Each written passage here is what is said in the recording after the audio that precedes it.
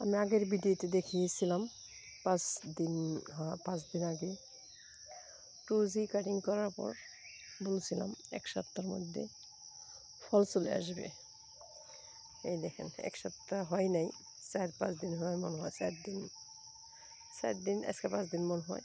এই যে দেখেন 4-5 দিনের কর্মীও জ্বালা গেছে, বলছিলাম 1 সপ্তাহের ভিতরে জালিও এসে যাবে। আলহামদুলিল্লাহ আলহামদুলিল্লাহ।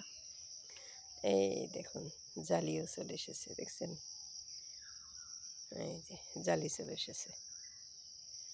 2G কাটিং করছি, এই যে মাথা, এই যে আগের ভিডিওতে যারা দেখছে তারা বলতে পারবেন, দেখবেন।